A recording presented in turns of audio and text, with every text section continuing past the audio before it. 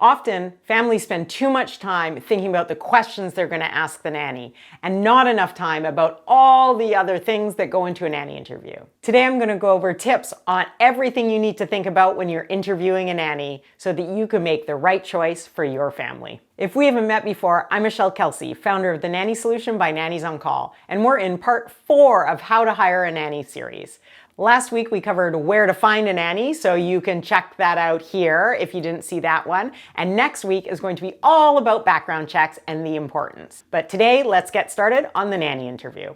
The parents part of the nanny interview is just as important. So tip 1 is be on time and show up. I know this seems basic, but we hear from nannies time and time again that families are late for interviews or they just ghost the nanny. And families have the same complaints about nannies, that nannies don't show up on time and ghost. Make sure you're showing the nanny respect by showing up on time for the interview, and if you can't make it, giving them notice and sending them an email, a text, or a phone call to let them know that you need to reschedule. 2, be prepared. Just like we tell the nannies, the families need to be prepared. Be prepared with a list of questions. You can go online ahead of time and do tons of research. There are so many questions out there online. Just Google search nanny interview questions and you'll find more than you'll know what to do with. That said, you want to pare those questions down to what's important to you.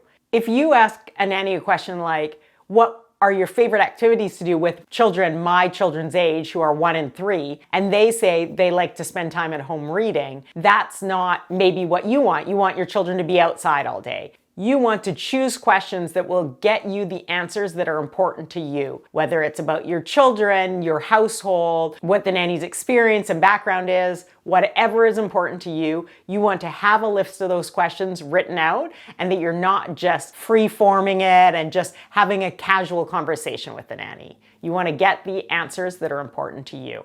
Remember, the nanny is interviewing you as well. This isn't a one-way street. So the nanny is checking out things like, is your home clean and tidy? How do you treat your children during the interview? How do your children talk to you? These are all things that the nanny has taken in, and you want to be, just like the nanny, on your best behavior, but also honest about the situation in your home. There's no point, if your house is a disaster, making it so spotless when the nanny comes for an interview and then they think that's what your house looks like all the time. If your house is a bit of a mess, you want a nanny who's comfortable in that situation. So don't try and hide who you are. Just be aware you're being interviewed as well. It's really important that the nanny meets your children as well. Often, if the first interview is by phone or by video, there's not the opportunity to meet the children. But before you make a final decision and the nanny makes a final decision, there should be some time where there's an interview where the kids are present. You can see the nanny interacting with the children. You can see how your children react to the nanny. Make sure not to skip this step. It's really important. Some questions are inappropriate, like religious beliefs, marital status, if they're plan to have a family anytime soon. Any of these questions need to be left out of the interview.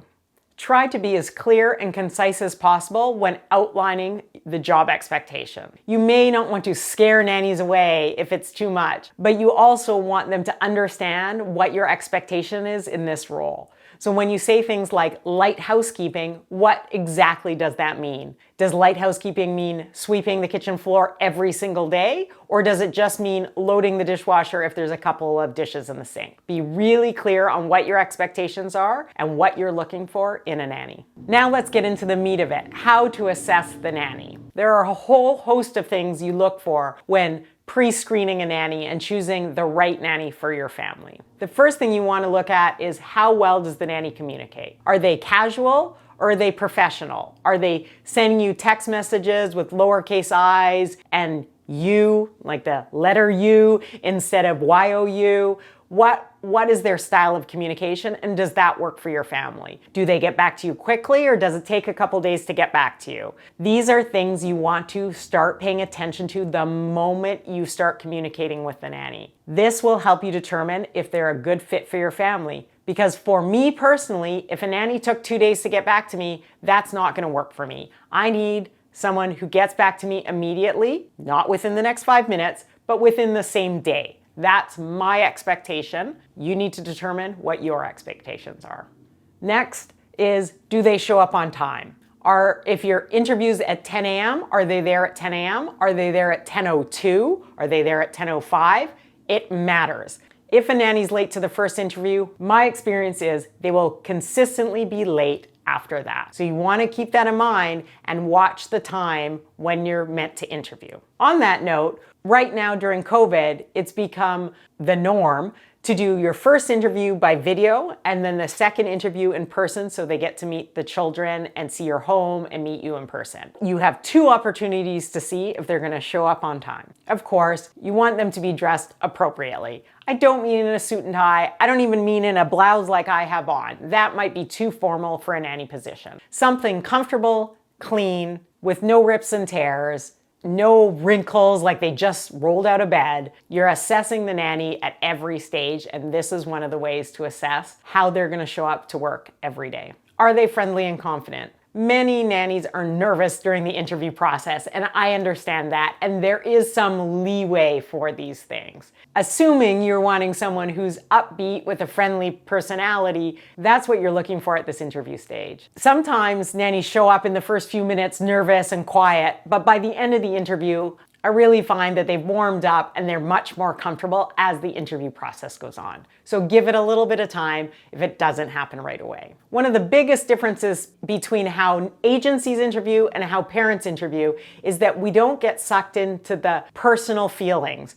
So just because you like a nanny does not mean they're a good fit for your family. Looking out for things like education, their background, their experience, their driving history, all of those things go into choosing your nanny, and the interview stage is only one part. Too many families offer the nanny the job at the interview. This is not the time. You want to take a minute after you interview them, review their file, do all the other steps, which we're going to get to, and complete the file before offering the nanny the job. That's the difference between agencies. We have a very business-like approach to interviewing and screening nannies.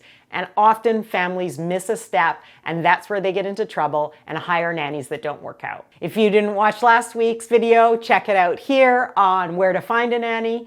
And we'll see you next week when we talk about background checks. See you next Wednesday.